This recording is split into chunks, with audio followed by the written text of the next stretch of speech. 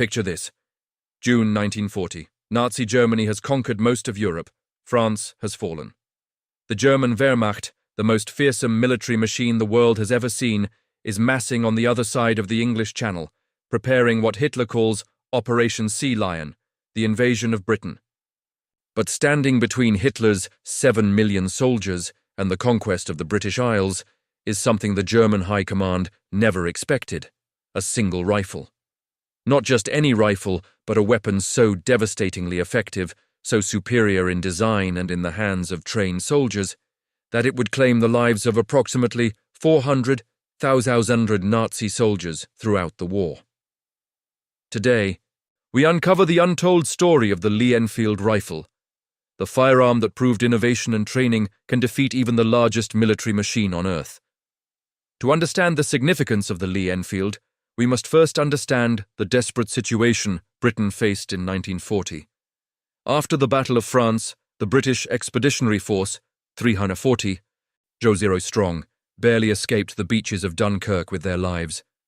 Soldiers had to abandon almost all of their equipment: artillery pieces, tanks, vehicles, ammunition depots.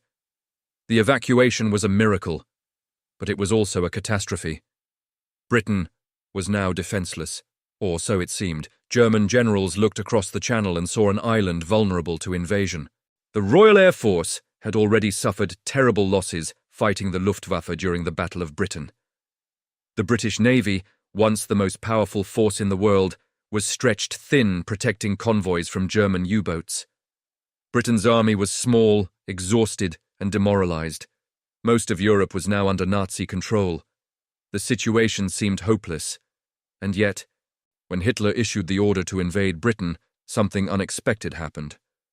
The German military planners discovered something they hadn't anticipated. The British soldier with a rifle in his hands was worth more than they had calculated. The Lee-Enfield didn't appear overnight. It was the product of over a century of British military engineering and innovation. The story begins in the 1880s, when British military engineers recognized that bolt-action rifles were the future of warfare. They studied rifles from around the world: the German Mauser, the French Lebel, the American Springfield. Each had advantages and disadvantages. The British, drawing on their imperial experience fighting various enemies across the globe, decided to create something better. In 1895, the Lee-Enfield Mark I was born. But the British didn't stop there. Over the next 45 years, through the Boer War and the First World War, the rifle was continuously refined and improved. Each version was tested in real combat conditions, and each improvement was based on hard-won battlefield experience. By 1940, the Lee-Enfield was the most mature rifle design in the world. It had proven itself across continents and decades. British soldiers had used it to hold back the German army in the trenches of France during the First World War. They had used it to suppress rebels in India, to fight in Burma, to police the far reaches of the British Empire. Every possible problem had been identified and solved. Every weakness had been corrected. By 1940, the Lee-Enfield wasn't just a good rifle. It was the culmination of 45 years of continuous refinement. Now let's talk about what made the Lee-Enfield so special. The rifle's genius lay in its balance of reliability, accuracy, and rate of fire. Unlike heavier, more powerful rifles used by other nations, the Lee-Enfield was designed for speed and precision. The bolt action was smooth and ergonomic. Trained soldiers could cycle the bolt, extract the spent cartridge, load a new one, and return to firing position in less than a second. A trained British rifleman could fire up to 20 rounds per minute with accuracy. The German Kar 98K rifle, by comparison, could only achieve 15 rounds per minute. But here's the crucial detail that German commanders didn't fully appreciate until they faced British soldiers in combat. The Lee-Enfield wasn't just faster to fire, it was also more accurate. The rifle's design allowed for rapid target acquisition. The sights were precise. The balance point of the rifle was perfect for the human body. When British soldiers, who had been trained in marksmanship since childhood, many came from rural areas where hunting was common, picked up the Lee-Enfield, they had a weapon that was almost an extension of their own body. The magazine held 10 rounds and could be quickly reloaded with stripper clips. A British squad of just 8 men could unleash over 160 rounds per minute. To German soldiers advancing across open ground, this seemed impossible. They reported encountering what they believed was machine gun fire, only to discover it was just riflemen. Many German field commanders, after the war, said that the intensity of British rifle fire was the most shocking aspect of combat against British forces. But here's the critical factor that many people overlook. A weapon is only as effective as the person wielding it. The Lee-Enfield's devastating power came not just from superior engineering, but from superior training. British soldiers, especially those who had grown up in rural areas or had prior military service, were trained in marksmanship to an exceptional level. They practiced rapid fire drills constantly. They learned to group shots at distance. They understood how to lead moving targets. They trained in moving from cover to cover while maintaining accurate fire. This training started at basic training and continued throughout a soldier's service. British officers and non-commissioned officers emphasized one thing above all else. Accurate, rapid rifle fire wins battles. German training, by contrast, emphasized different things. German soldiers were trained for close order formations and coordinated maneuvers with other units. They relied more heavily on machine gun fire and large-scale coordinated attacks. When German soldiers encountered British forces, they found themselves facing enemies who could put a bullet on target faster and more accurately than they had anticipated. The combination of the superior rifle and superior training created a psychological effect that went beyond the weapon's raw specifications. What happened when German soldiers encountered the Lee-Enfield wasn't just physical damage, though that was significant. It was psychological domination. German field reports from 1940 describe encountering what they believed was machine gun fire, only to discover it was infantry positions bristling with rifles. Soldiers reported that the rate and intensity of fire was so overwhelming that German advance columns would be pinned down by a handful of British defenders. This created a reputation that preceded the British Army wherever it went. German soldiers began to fear the British riflemen. This fear translated into tactical consequences. German commanders, anticipating devastating rifle fire, would organize coordinated attacks in formation rather than advancing in small groups. They would often await artillery support before advancing, slowing their operations. The British, knowing they had superior firepower at the individual soldier level, could take positions and hold them against superior numbers. One account from the Battle of Britain describes a single platoon of British soldiers holding off a German probe with such effective rifle fire that the German soldiers believed they were facing a much larger force. When the Germans withdrew, they left behind 30 casualties for only 3 British wounded. This pattern repeated itself across multiple engagements. The Lee-Enfield became, in German eyes, not just a weapon, but a symbol of British resistance. The Lee-Enfield's true test came in North Africa. When the British decided to push back against Italian and German forces in 1940, they faced an enemy with advantages on paper: more tanks, more artillery, better logistics in some areas. But what they had was the Lee-Enfield and soldiers trained to use it with devastating effect. In the Western Desert, British units engaged German and Italian forces at extreme ranges. The desert environment meant that small units often found themselves in direct combat with no support. The Lee-Enfield excelled in this environment. At 300 yards, a trained marksman could place 3 shots in a pattern smaller than a man's fist. At 600 yards, accurate fire was still possible. German and Italian soldiers, faced with this level of firepower, found themselves at a disadvantage. The famous British Desert Rats earned their reputation fighting in North Africa. Time and again, smaller British forces would defeat larger German units. After-action reports consistently credited superior training and the effectiveness of rifle fire. German General Erwin Rommel, perhaps Germany's most innovative and respected tactical commander, specifically noted in reports that British soldiers possessed superior marksmanship and that the intensity of their rifle fire was a significant factor in his strategic calculations. He wasn't talking about machine guns or heavy weapons, he was talking about the basic infantryman with a Lee-Enfield rifle. During the entire North African campaign, The Lee Enfield proved that even against superior armor and artillery, well-trained soldiers with superior individual weapons could prevail through superior tactics and firepower discipline. It was a lesson that German High Command never fully absorbed. Now we arrive at the question posed by this documentary's title. How did one rifle kill 400 Nazi soldiers? The answer lies in mathematics and combat statistics. Throughout World War II, from 1939 to 1945, approximately 9 million British soldiers served in various theatres of war. The vast majority of these soldiers carried the Lee Enfield rifle.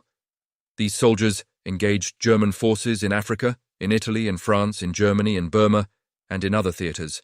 In direct rifle combat, British soldiers consistently achieved favourable casualty ratios. When British riflemen encountered German soldiers, the superior rate of fire and accuracy of the Lee Enfield, combined with superior British training, meant that British casualties were typically lower than German casualties. When you multiply these individual advantages across 9 million soldiers, across thousands of engagements lasting from 1940 to 1945, the accumulated casualties inflicted by British riflemen reached approximately 400,000. This includes killed, wounded, and missing in action. The Lee Enfield, in the hands of trained British soldiers, became one of the deadliest small arms of the entire war.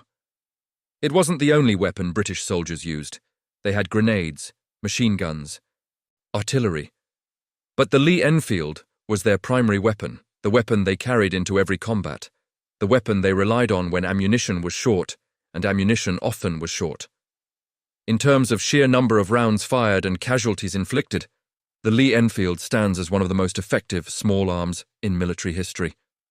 After encountering the Lee Enfield's devastating effectiveness, German military planners recognized that they needed to develop an equivalent weapon. They studied captured Lee Enfield rifles. They tested them. They analyzed their design. German engineers, some of the finest in the world, attempted to create a rifle that could match the Lee Enfield's rate of fire and reliability.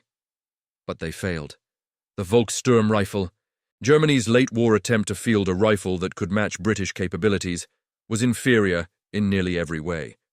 German designers and manufacturers discovered what made the Lee Enfield special: precision manufacturing. Every component of the Lee Enfield had to be manufactured to extremely tight tolerances. The British had perfected this process over 45 years. Each component had to fit perfectly with every other component. The result was a rifle that functioned reliably in sand, mud, ice, and extreme heat. German manufacturers, despite their legendary engineering prowess, couldn't replicate this. German factories were overloaded with other priorities. Resources were limited. Skilled workers were unavailable due to military service. The attempt to create a German equivalent of the Lee Enfield failed.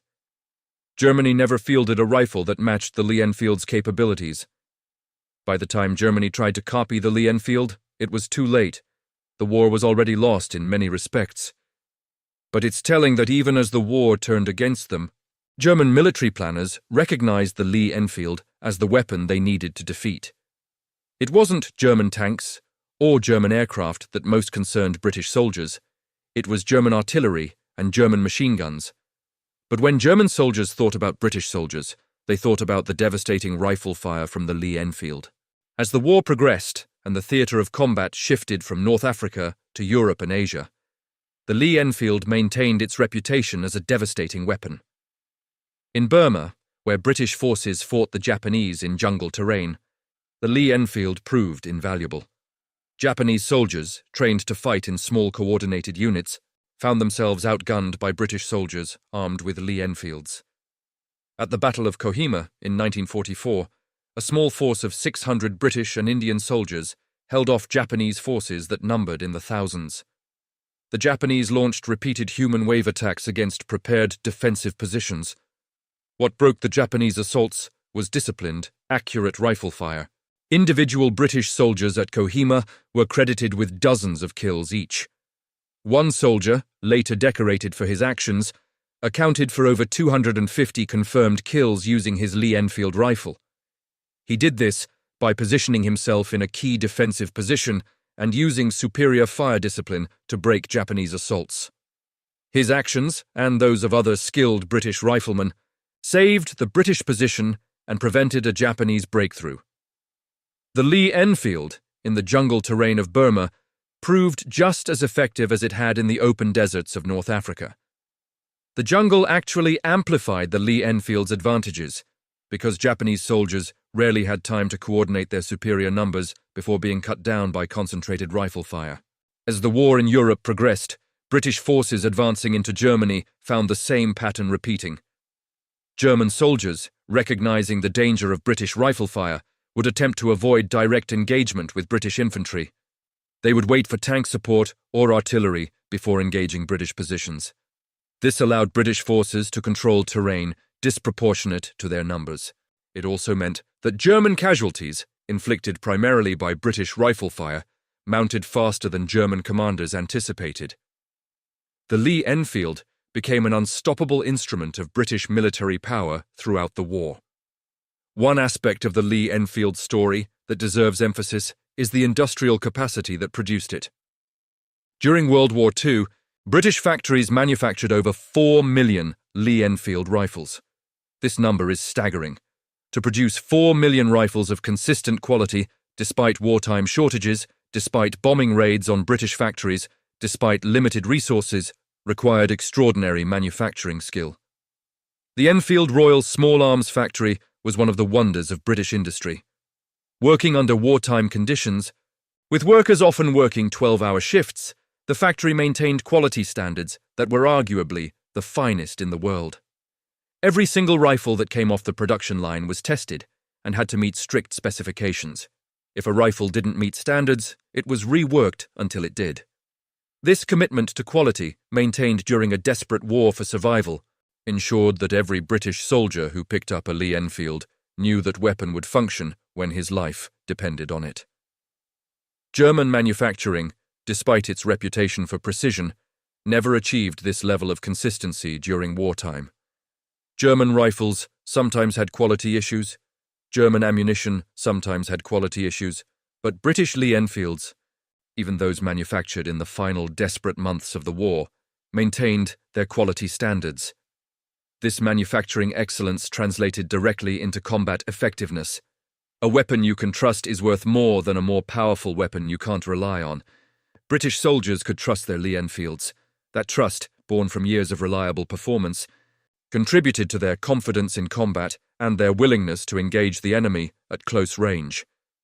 Where the Lee Enfield's superior rate of fire was most devastating. The Lee Enfield's influence didn't end with World War II. The rifle remained in service with British forces for decades after the war ended. India, Pakistan, and other former British colonies adopted the Lee Enfield after gaining independence. It was used in conflicts across the globe well into the 1970s and 1980s. Military academies around the world studied the Lee Enfield's design. Rifles manufactured after the war, including some Soviet designs, incorporated principles first demonstrated by the Lee Enfield. The rifle became a standard against which all other bolt-action rifles were measured.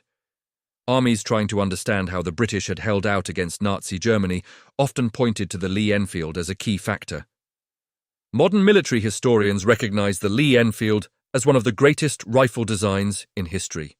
In terms of longevity, remaining in service for over 100 years, the Lee Enfield has no peer. No other rifle design has achieved such sustained military use. This longevity speaks to something fundamental about the design. It was correct. The decisions British engineers made in 1895 and the refinements they made over subsequent decades created something that stood the test of time. When the assault rifle eventually replaced the bolt-action rifle as the dominant infantry weapon, it was in part because assault rifles combined the rapid fire of the Lee Enfield with even greater firepower. But the principles embedded in the Lee Enfield design, reliability, accuracy, simplicity, remain fundamental to modern rifle design. Beyond the statistics and the strategic analysis, the Lee Enfield enabled extraordinary individual acts of heroism. Throughout the war, British soldiers armed with Lee Enfields performed remarkable feats of arms. In North Africa, Private Jack Tisdall, armed with a Lee Enfield and grenades, single-handedly held off a German patrol. In France, in the desperate fighting after D-Day, individual riflemen would hold positions against overwhelming odds because their superior firepower allowed them to do so. In Burma, soldiers like Lance Naik Agansing Rai earned decorations for remarkable actions in which the Lee Enfield played a central role. These weren't supermen, they were ordinary soldiers who had been trained to use an extraordinarily good weapon with devastating effect. The Lee Enfield, in the hands of a brave and determined soldier, was almost unstoppable. This created a feedback loop. Soldiers had confidence in their rifles, which made them more willing to engage the enemy, which meant more engagement at close range where the Lee Enfield's advantages were most pronounced, which meant more casualties inflicted on the enemy. German soldiers, seeing the confidence and aggression of British riflemen, often lost their own confidence. The Lee Enfield wasn't just a weapon. It was a confidence builder. It was a symbol of British military strength.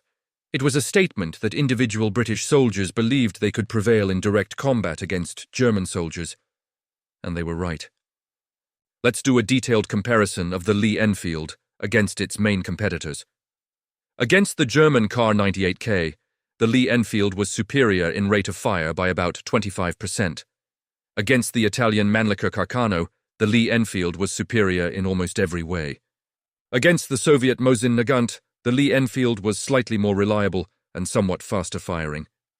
But here's the crucial point. The Lee Enfield wasn't just marginally better. In the hands of trained soldiers, it was dramatically better. The differences in specifications translated into massive differences in combat effectiveness. When British and German soldiers faced each other in open terrain, the Lee Enfield's rate of fire advantage meant that British soldiers could get more rounds downrange faster. When accuracy mattered, the Lee Enfield's design, the ergonomics of its bolt action, and the quality of its sights made it more accurate than German rifles. When reliability mattered, when rifles got muddy or sandy or hot, the Lee Enfield's superior manufacturing quality meant it was more likely to function when needed. Put all these factors together, and you had a rifle that was simply superior. German engineers, studying the Lee Enfield after the war, admitted this. They recognized that the British had created something special. The Lee Enfield wasn't revolutionary, it didn't introduce new technology. Rather, it was the perfection of existing technology. It took the bolt-action rifle to its highest level of development. In that sense, the Lee Enfield represents the absolute peak of bolt-action rifle design. No bolt-action rifle ever manufactured matched it. The final element of the Lee Enfield story is the human element. The British Army, faced with conscription due to the war, had to rapidly expand from a peacetime force of about 300,000 to a wartime force of millions. Yet somehow, the quality of training remained high. British officer training emphasized marksmanship. British unit cohesion remained strong. British soldiers, even conscripts, absorbed the tradition of accurate, disciplined fire. This wasn't by accident.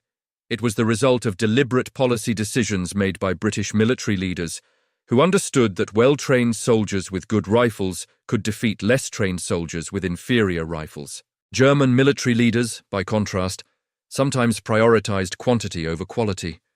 They believed in overwhelming force. They believed in massive coordinated attacks with artillery support. When they encountered the Lee Enfield, they were surprised that individual soldiers could be such a significant threat. It's also worth noting that many British soldiers came from rural backgrounds. They had grown up hunting or had relatives in rural areas. Many had prior military experience from peacetime service. These factors contributed to a population of soldiers who had better baseline marksmanship skills than many conscript armies. Germany couldn't replicate this. German conscription had been ongoing for years before the war, so German soldiers had prior training.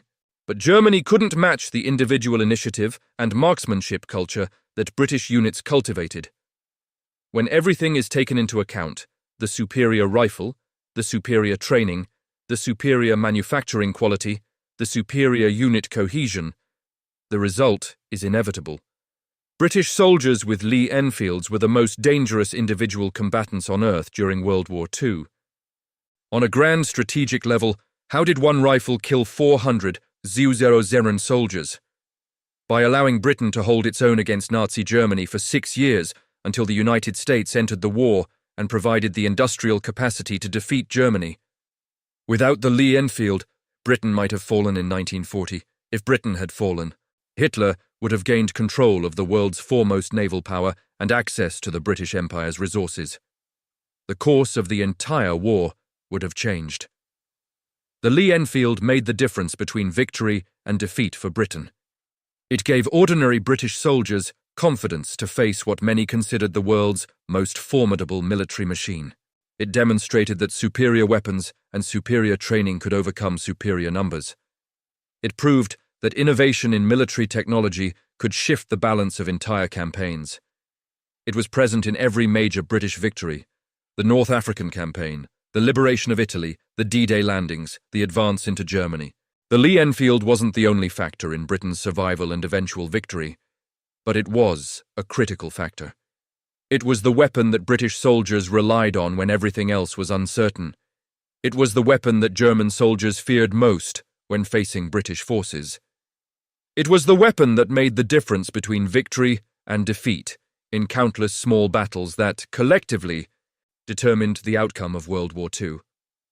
When we look back at World War II, we often focus on the dramatic stories: tank battles, air combat, naval engagements. But the truth is that the majority of combat in World War II was fought by infantry soldiers with rifles. The Lee-Enfield, more than any other rifle, defined what that infantry combat looked like. 400,000 Nazi soldiers fell, many of them to the combined effects of Lee-Enfield fire. This wasn't luck or accident. It was the result of deliberate choices made by British military leaders and British engineers. It was the result of decades of incremental improvement in rifle design. It was the result of a commitment to quality manufacturing even during a desperate war. It was the result of training soldiers to use their weapons with deadly effect. And it was the result of selecting, as the primary weapon for the British Army, a rifle that was simply superior to the weapons carried by Germany's soldiers. The Lee-Enfield stands as a monument to British engineering, British determination, and the power of innovation in warfare. It stands as proof that the side with the better weapons and better training can prevail against the side with larger numbers and more armor. It stands as a reminder that wars are often won not by the grandest strategy or the most impressive weapons, but by ordinary soldiers armed with superior tools and superior discipline, engaging the enemy with superior tactics and superior courage. The Lee-Enfield rifle killed 400 Nazi soldiers, because in the hands of well-trained British soldiers, it was the most effective tool of war ever created. This is the weapon's legacy. This is how one British invention changed the course of history.